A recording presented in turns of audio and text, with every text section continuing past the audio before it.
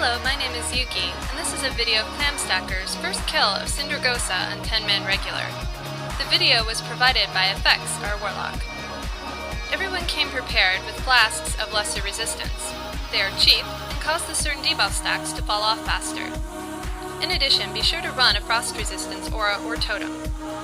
She is a dragon. She cleaves, she tail whips, she breathes heavily. Stand on her side unless you're a tank. We ran with 3 healers, 2 tanks, and 5 DPS. We were quite melee heavy, with only a warlock and a hunter for ranged DPS. We started off with the paladin tanking. He takes spike damage from the frost press and must be healed quickly.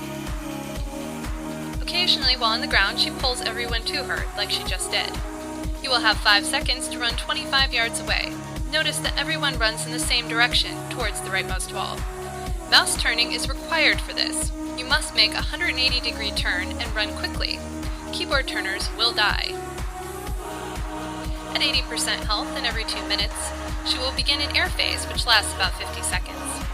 She will mark 2 players with blue arrows. Those players run to the designated locations, on either side of the big line. Everyone else must be 10 yards away from them. Those marked will become imprisoned in ice tombs, along with anyone else within 10 yards. Use the ice tombs to line of sight the frost bombs, the flashing white circles on the ground. DPS the frost tombs, but do not break them until all 4 frost bombs have gone off.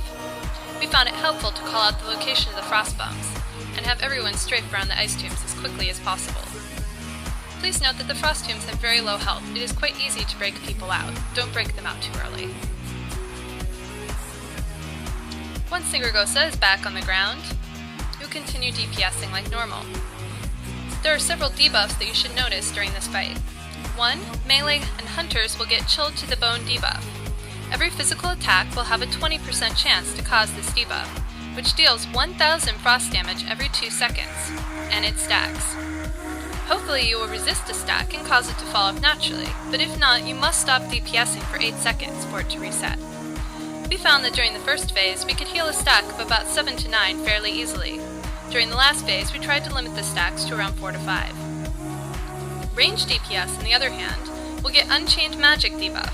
This includes healers. After 8 seconds, you will get 2000 damage per stack of the debuff. Do not let this stack higher than 9. Notice that casting Barkskin or some other damage reduction ability will also cause you to gain another stack, so be cautious. Continue to do the exact same things as before until 35% in the last phase begins. Line of sight using the ice tombs is very important and takes a while to learn.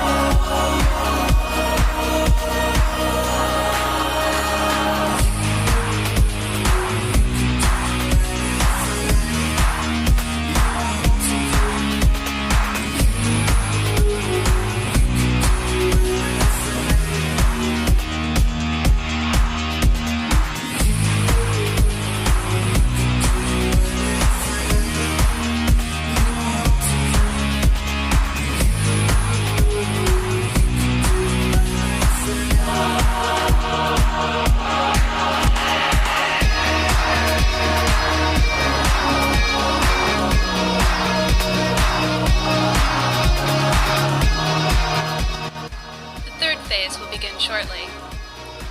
It's very complicated. Please notice that we will have 2 designated ice tomb spots, one marked with a green smoke flare and one with a white one. If you have heroism, you will use it for phase 3. The first person to get a blue arrow over their head, which is our feral bear tank, will move to the green smoke flare.